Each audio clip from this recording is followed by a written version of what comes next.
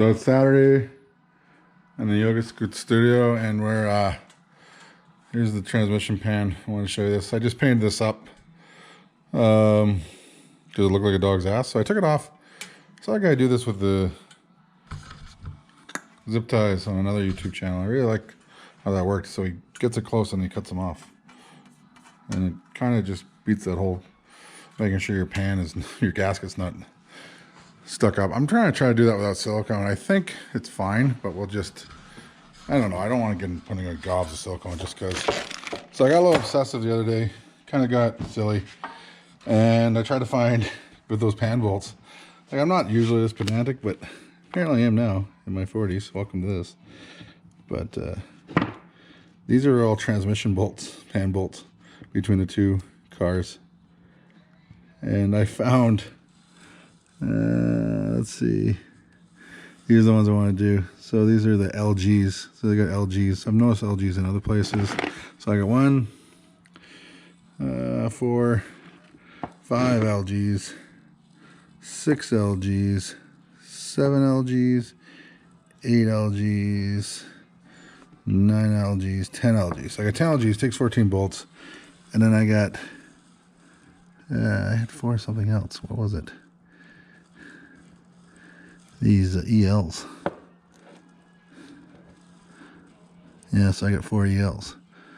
So between the LGs and there's my randos, there's a couple in here that are, that's an EL. There's a 23. I've seen those a few times in the car, but it doesn't really matter. But I'm going to go with as many LGs because I think those are original to the car. It's so dumb to say. But you get this far down a rabbit hole, you just keep going, I guess. So we're going to throw those in the car. This morning I put a new filter in. Take a look. Oh.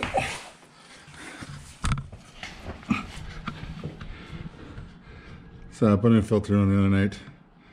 And we'll throw the pan on. Other than the gourds of silicone somebody put on there, high temp silicone, it's, you get a better view of it with the sun out now today. It wasn't too bad underneath there. So, and I threw a tire on just because, I don't know, I had one. Threw it on one tire, hoping to get some more. Tomorrow I'm off to Stumpy long-term storage or take stuff back. We don't need to be in here. I'm still waiting on that part the guy's making for the transmission. But, I don't know, just a nice Saturday, just doing little things, you know.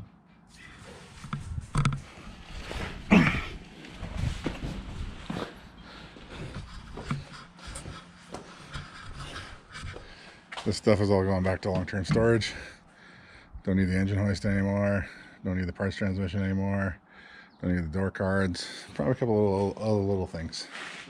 But yeah, just threw the one tire on that I got that fits and works.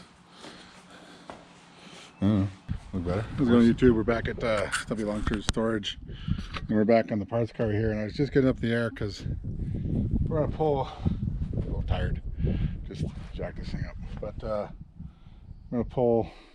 Well, we're gonna take some pictures because even it's the crappiest car on the fleet, it's probably the least molested. So I didn't get a lot of pictures early on of how the brake line and the fuel line ran. So I take a bunch of pictures and we're gonna pull those. And if they're crusty, we use those templates, which is probably the best case scenario. But I'm gonna take a lot of pictures of what things are first and then pull things apart. But yeah, cut this car up the air and maybe feel better about this car because actually it's pretty rusty underneath there. It might break in half while we're doing this. But so I don't feel better, super bad about cutting the roof off because it really wasn't a candidate for restoration. But you always feel a little bad. So yeah, that's what we're gonna do today. So just a little public service note: if you're not using a panel pulling tool for everything you ever need, I have a couple of them. This is one of them, and I'm just using it to pull these clips out so I can, like, these clips are gonna be hard to find, so I'm keeping as many as I can. And I was 16 years old working with this body man my dad liked on one of my mom's cars, and I watched him take an entire interior apart with one of these, and I just was hooked for life. And I've always had one of these in my toolbox, and they're just so handy, not breaking, especially when you get into plastics. And you use those plastic pins, pop pins for under the hoods and stuff. You want to save those and not have to buy them from Canadian Tire after when you put a car back together. This is just the best tool. Like, just look at these are coming out unbroken because of this thing. And yeah, if you get a chance, make sure you get one of these in your arsenal. So that's worth the price of admission right there.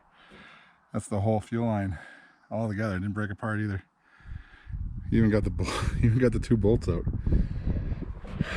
and all the clips. I think I lost one clip, but between the 3 cars I've got some clips.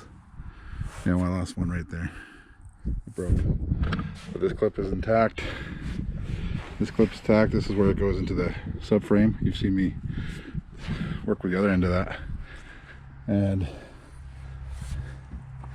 this is where it goes into the tank. And I even got, I lost it now. Oops.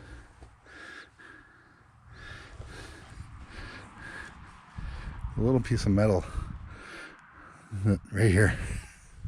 So even this didn't fall apart. It probably will if I stare at it hard enough, but that hooks onto the fuel line, and this side hooks onto the tank side. So the rubber hose goes between it. But all these bolts came out. I don't know, I think if I hit it with a wire brush, it'll disappear, but at the very least, we've got template. I don't know where the fuck I'm gonna find fuel line this long. I went through this in the TR6, and none of these places have parts places have very long fuel line. I imagine it's hard to ship, but I'd rather do this without a joint in it. So we'll see how that goes. But I'm pretty happy that I got that out, because now we have a template.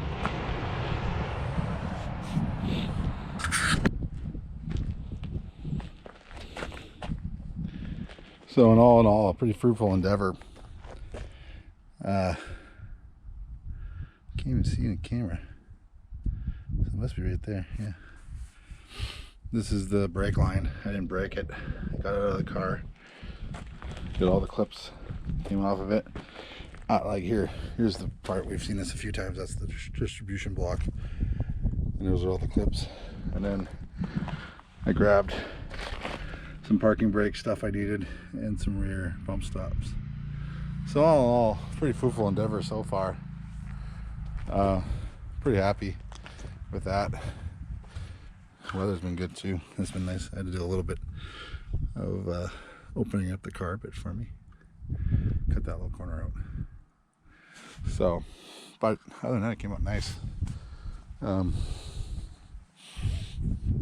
Yeah, so I don't think I'll be able to use these, but they'll make great templates. And I know where everything needs to go now. Hey, YouTube, Big Jones here. Fixed stuff's happened the last couple of days, and I haven't taped a lot of it because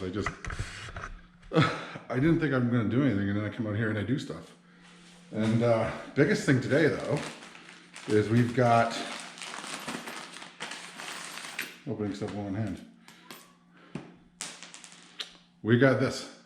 So this is what we drew on, what was it? Oh, Fusion 360 last week. And Brandon did this on his lathe out in Cochrane. Found him on Kijiji. Nice guy. He's a car guy too. A little into hot rods, but he had a bunch of Mopars. He showed me a 66 Chev step side. Very cool truck. Yeah, so he did this for me. Good chatting with him. So I went to, this cost me $40. So even like, let's say we knew what part this was and we could get it, because we can't, because it's a Chrysler, and I had it shipped to me, I'm in for 40 bucks. And I'd rather throw my money at Brandon than to China. So we got this. And for 42 bucks, I got a bunch of grade 8 hardware and some Loctite. So I was a little blown away by how much I spent at the Bolt Supply House. And they won't let you down the rows yet, I guess because of the COVID thing, but makes sense. But so I had to get the guy to get it for me, and we made sure we got Imperial, because we don't want metric bolts on an Imperial, on a 64 New Yorker. So we're gonna see if that fits. Stay tuned. So here's a new part. Look, it fits right in there. So I measured well. I'm gonna try these bolts out. A little too long, I think. Probably end up with this one.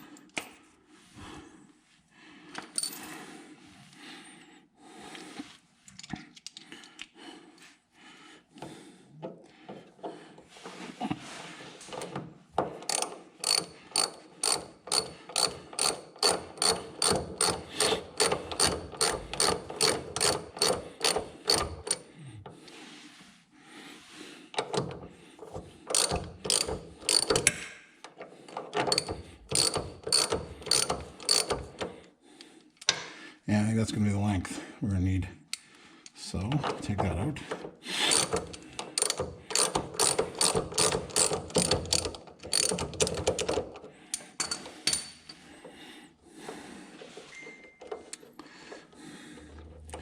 Put a washer on this guy.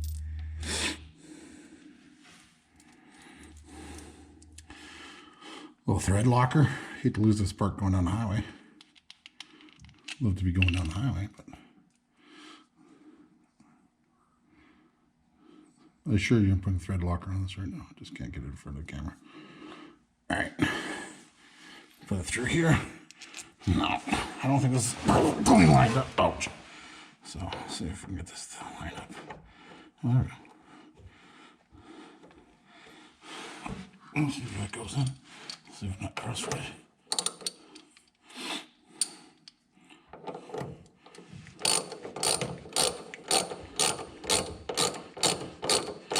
As Shell Buzzy would say, Shell Buzzy for you Canadians, it's just that easy.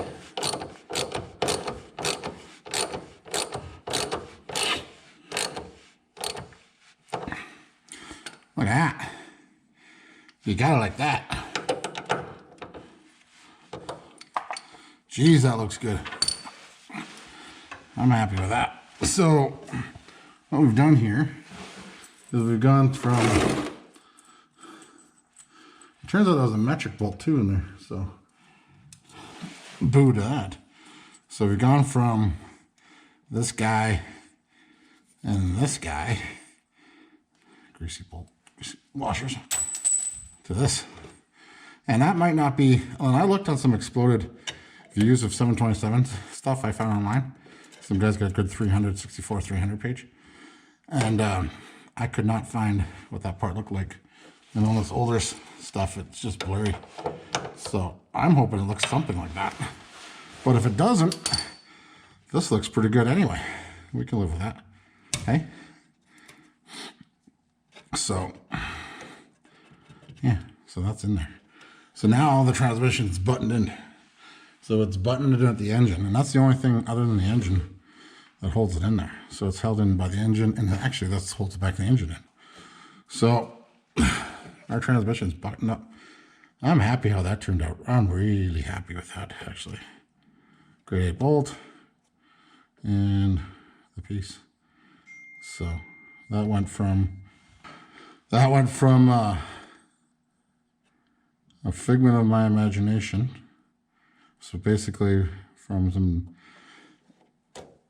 dimensions in my phone to AutoCAD to, or not AutoCAD, Fusion 360 to on the lathe to on the car in a week. So we're gonna be happy with that. At least I am. So in other news, I'll tell you some other stuff here. I didn't know that was going to go so fast. So while I got you here too, I also put this pan on the transmission. And you can see there, I tried to see all the bolts. So it's got all the bolts between the two transmissions. It turns out I have a third transmission too. This one's a little different. It's got EL, so these are either the LGs or the ELs. So I tried to keep most of them the LGs, but I got a little pedantic about that. Funny thing was, so I've been trying to do this. I've been watching this guy in Germany who likes working on BMWs, and he's just Mr. Torque Wrench and Mr. Precision and putting it back exactly how it was. And he's been a bit of an influence on me. So I have a torque wrench, and it's not a really good one, so I ordered a new one off of the Amazon. And I'm putting this in, and I'm just hand tightening these, and sure enough, the Amazon guy comes to the garage door and leaves it on my tailgate, and that's the torque wrench I ordered. So you got it like that.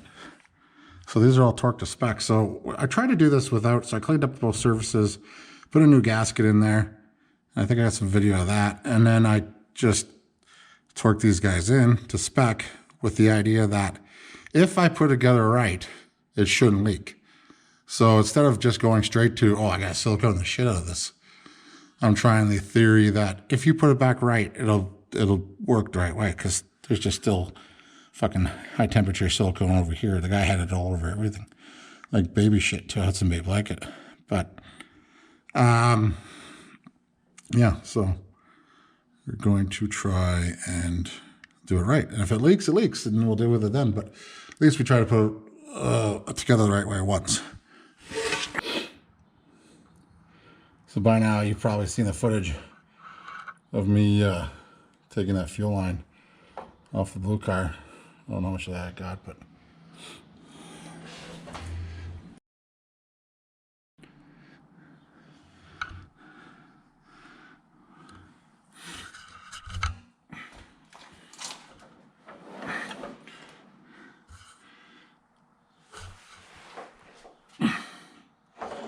that is the same fuel line.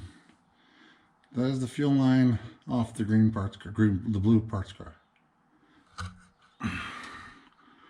And it's all buttoned in where it needs to be buttoned in.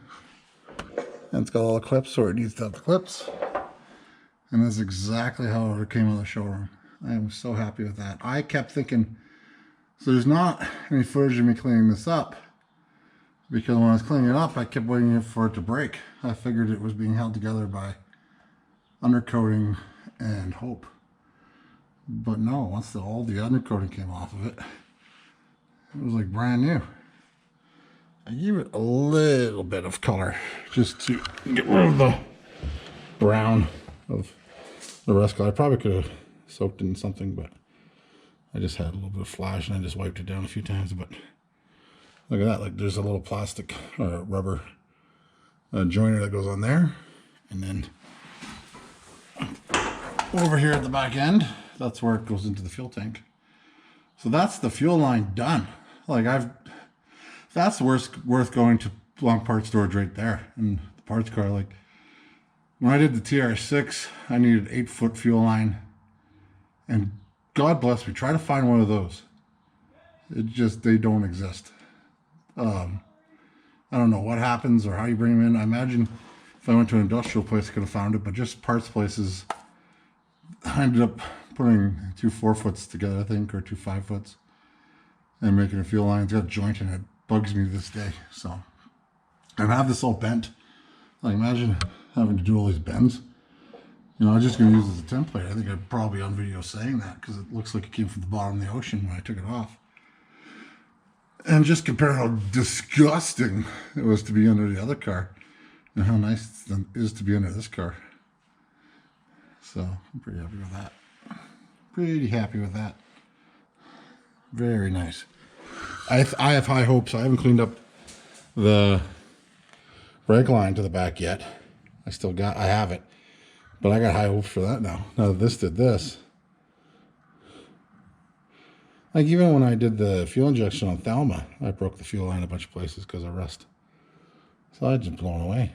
I'm blown away. So that's a win. That's a win for us. Oh, me or us. Are you comfortable with us? Seats are in. I'm just kidding. These are the original seats for this car. And I haven't been in this car since the first day I brought it to Calgary 5 some years ago. Well, almost close to 6 now. And started taking it apart because the first thing came out were these seats because there was nothing really holding them in anymore. There was really no floor in it and they were disgusting. They are still kind of disgusting, but they're leather seats and it's got the center console. And I don't think they can be saved. They got to recover them. But I just really wanted to see them in there. You know, like they're not, you know, if I need to do something inside the car, I can take them out. I'm certainly not going to suffer from being here. But I wanted to just throw them in the car. I was being at parts storage last week. I just kind of wanted to bring them back because, you know, we do all this, you know, we eat all our vegetables doing this stuff, but it's nice to have a little dessert, and seeing the seats are in there, a little bit of dessert. It makes me happy. It's why I do this. I got a kick out of the back of them. Look at the back. Each one has an ashtray on it.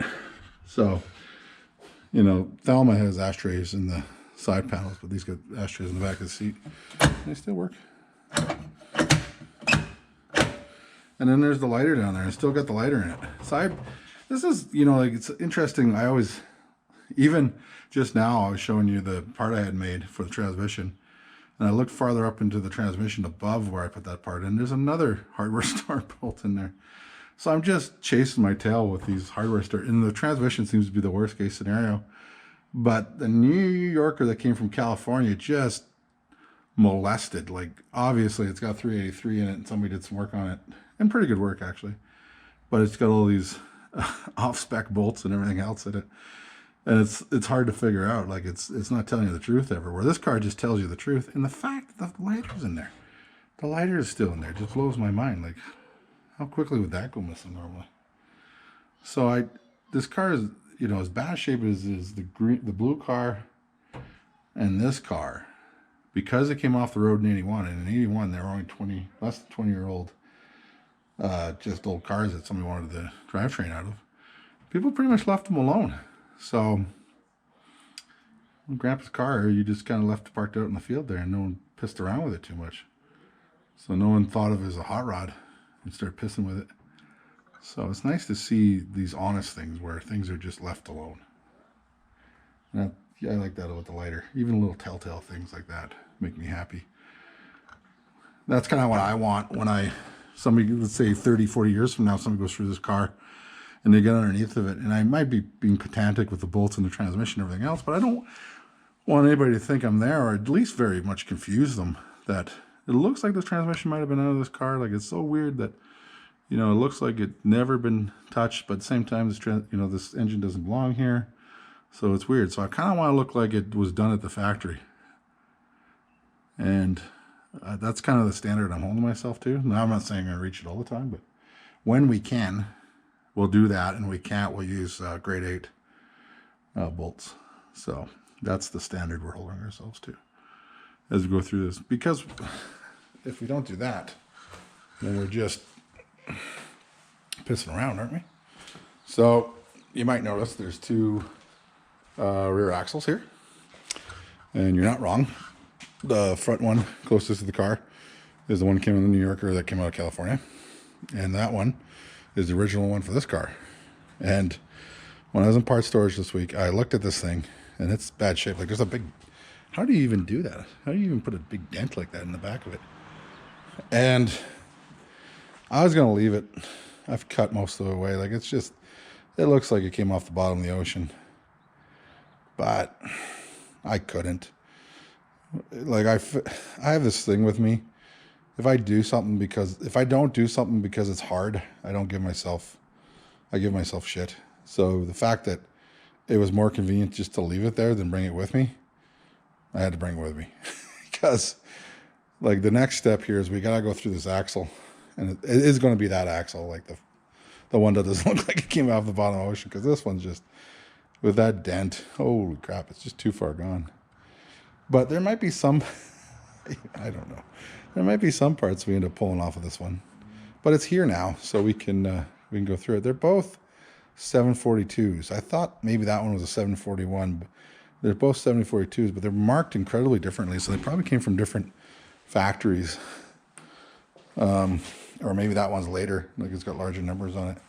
So I'm gonna do a little more research on it. You see down here, it's got this big serial number on it, and then this one just got a tiny little one on it. So it's a little weird that way.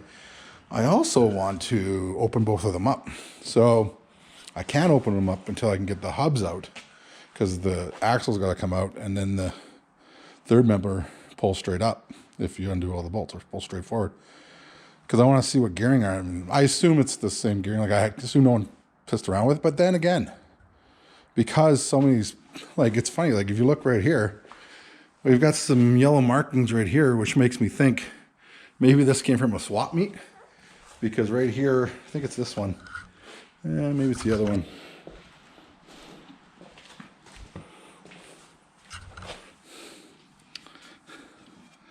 One of them says 64 Dodge on it. So that could be just the drum, that they needed a drum and they went to a swap meet and got a drum. Yeah, right there, 64 Dodge.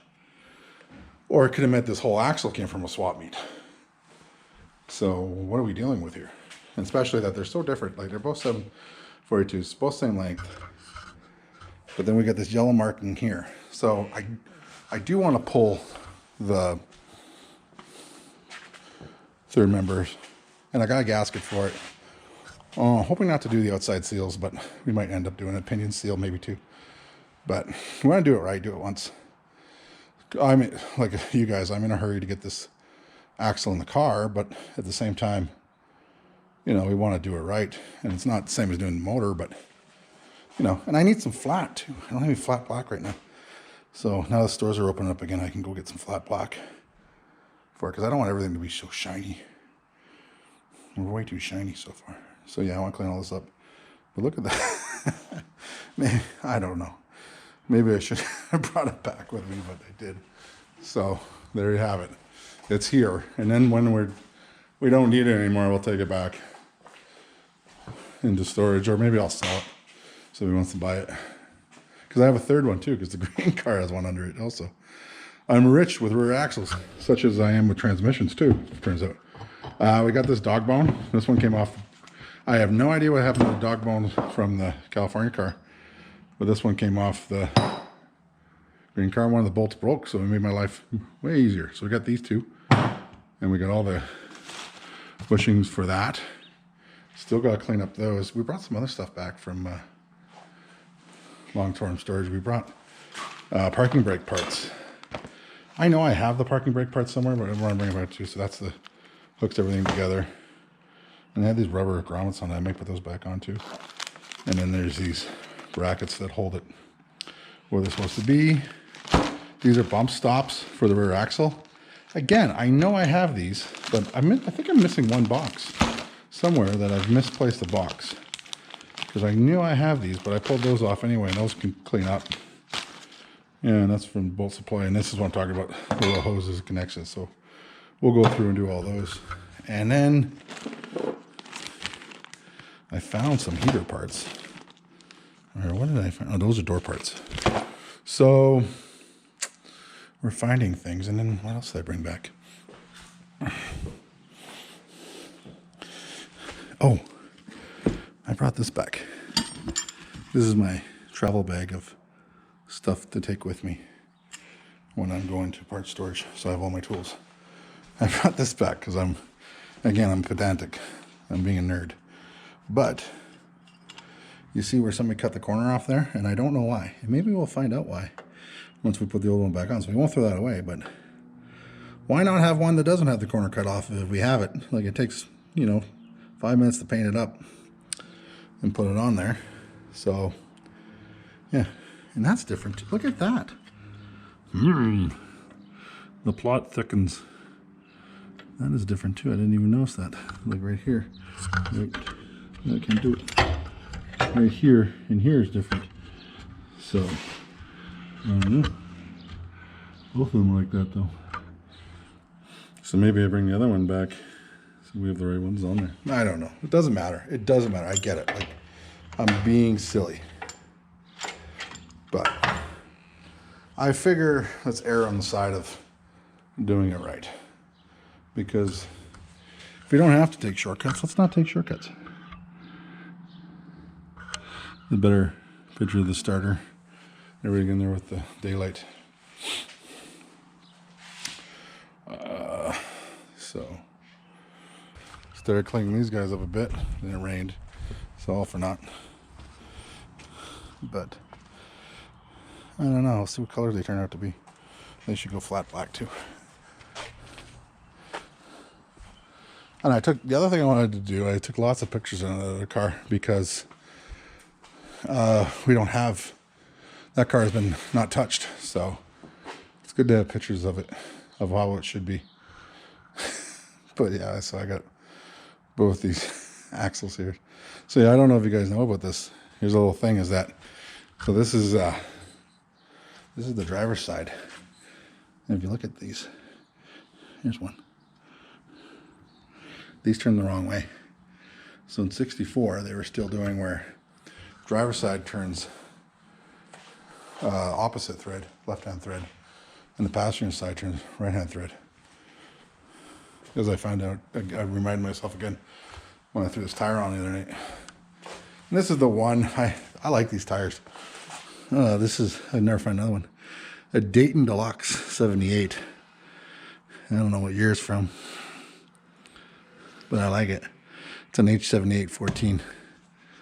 If I could put these on it. If I had 4 of these, I have 1 of these. And the other thing, I was trying to find rubber at the acreage too, and all the tires are there. Even the ones on the blue car that I thought might use, they're all 15s. Everything's a 15, and I want to put 14s on this thing. At least start out with 14s, but I am loosening up. I am loosening up on my Biasply thing. There's a set of Maxxis. They're called Maxxis tires, and they make bicycle tires too, because I've had them on, well, not that bike, but on a mountain bike I used to have.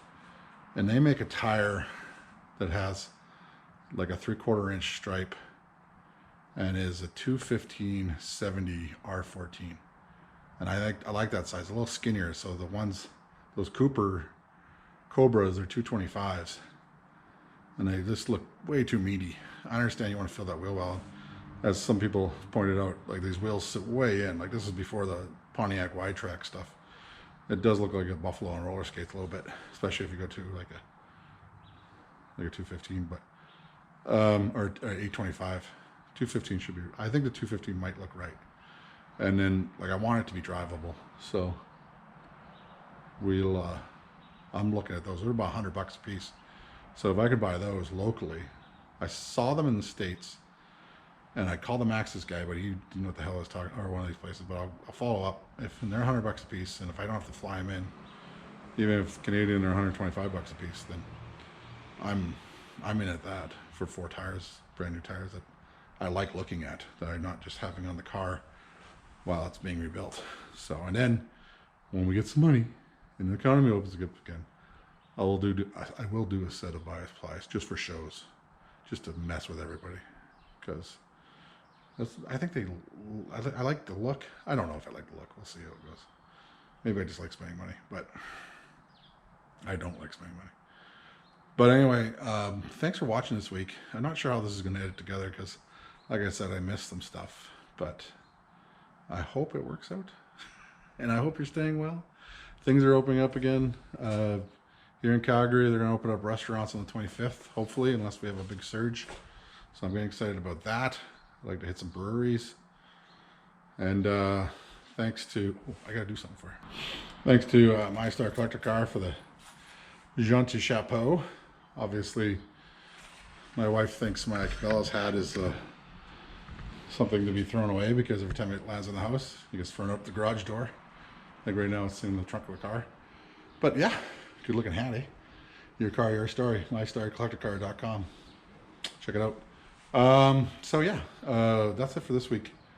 Next week, hopefully, so we're waiting on to pull these, I didn't mention that, pull these hubs. I got a tool coming from Amazon, a hub puller. I need to pull or drum puller. I need to pull the drum off on both sides of these. And I didn't have a tool to handle that, and I tried to smack it around with a hammer, and that didn't work. So yeah, so we're hoping to take these rear ends apart, get into them, get one going, put it in the car, get it looking snazzy. And then we also want to get the springs in the car. Yeah, that's where we're going from here. Anyway, I've been saying bye for 5 minutes now. If you like the episode, please like it, share, hit the bell, tell your friends, mention it to your dog on your next Zoom meeting. Say, hey, I've been watching this thing, you know, the whole 9 yards. And I hope you're doing well, and I hope you're staying safe. Remember, Stumpy loves you.